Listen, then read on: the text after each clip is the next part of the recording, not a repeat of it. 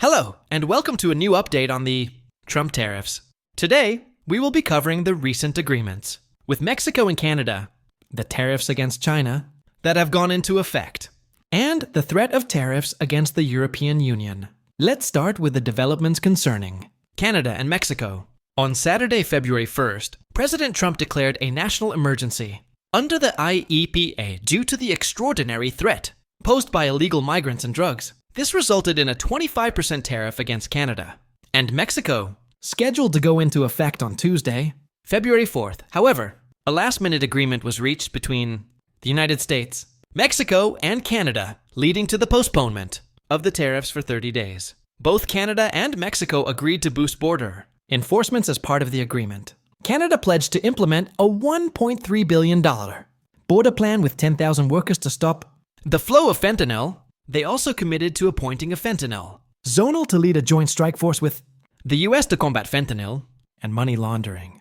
Additionally, railroad shipments coming into the U.S. will be more tightly monitored. Mexico, on the other hand, has pledged to send 10,000 National Guard troops to the U.S. border and enhance surveillance for rail shipments entering the U.S. There will also be cooperation to prevent gun trafficking into Mexico. In my opinion, these tariffs against Mexico would have been detrimental for all parties involved. Mexico and Canada would have suffered, and so would the United States of America. Financial markets would have been negatively impacted, leading to a rise in inflation. Although the tariffs have been postponed, it is my belief that President Trump is postponing rather than calling them off to ensure increased border security. Stay tuned for more updates on the ongoing tariff negotiations and their impact on the global economy. In regards to the topic of security and illegal border crossings, it is important to note that with security measures in place, such crossings are expected to decrease significantly. Additionally, there is reason to believe that the issue of fentanyl, a highly dangerous drug, will also see a decline. These improvements in security mean that the postponement of illegal border crossings could potentially be indefinite, barring any unforeseen circumstances. Moving on to the situation with China. On February 1st, a 10% tariff on Chinese imports was implemented. It is crucial to acknowledge that this tariff has not been postponed and officially went into effect on Tuesday, February 4th. Initially, there were plans for a phone call between President Trump and President Xi Jinping of China on February 4th. However, due to China's announcement of retaliatory tariffs against the United States, the call did not take place. China's response to the situation included several actions. They announced 10% tariffs on U.S. oil and machinery, as well as 15% tariffs on U.S. coal and gas. Furthermore, China imposed export restrictions on critical minerals. As a result, they even restricted Google's operations within the country. It is worth noting that Google had already halted its search engine services in China back in 2010, but continued to provide international services for Chinese businesses. To gain further insight, let's take a look at a video clip featuring President Trump's reaction to China's retaliatory tariffs.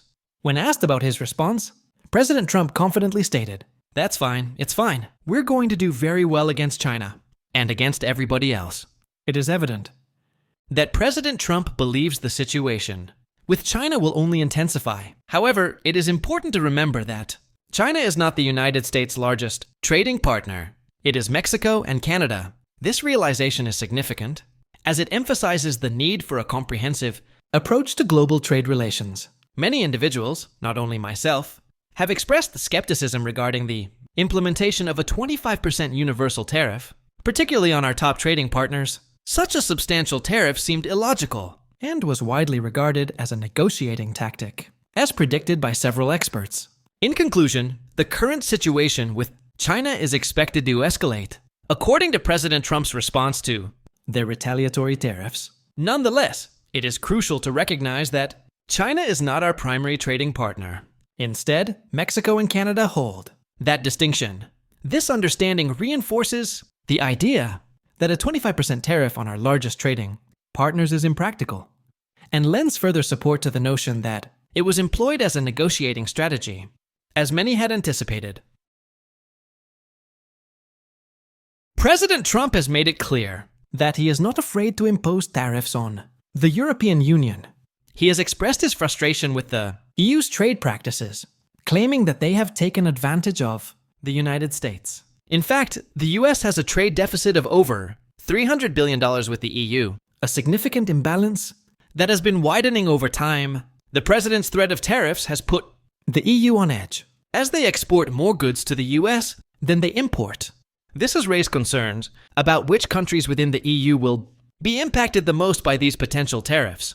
Germany, Italy, Ireland, and France are the largest EU exporters to the United States, making them prime targets for potential trade penalties. President Trump's stance on addressing the trade deficit with the EU is clear and unwavering.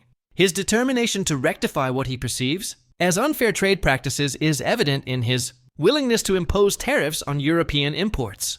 The impact of such tariffs could have far-reaching consequences, and it remains to be seen how the EU will respond to these threats. As the situation continues to unfold, it will be crucial to monitor the developments in the US-EU trade relations. President Trump's bold approach to addressing the trade deficit has put the EU in a precarious position, and the implications of potential tariffs could have a significant impact on both sides. The future of US-EU trade relations is uncertain, and it will be interesting to see how this high-stakes negotiation plays out in the coming months. Negotiations on tariffs can be quite challenging, especially for countries in the European Union, EU, that do not have significant export ties to the United States, while Germany, Italy, Ireland, and France may feel the impact more strongly. The EU as a whole stands united against the threat of tariffs. The complexity arises from dealing with multiple countries rather than just one. It is worth emphasizing why we have been discussing tariffs on this channel. The truth is, tariffs have far-reaching effects on various aspects of our economy. It directly impacts inflation, affecting the cost of goods. Additionally, it has implications for the labor market, influencing monetary policy and interest rates.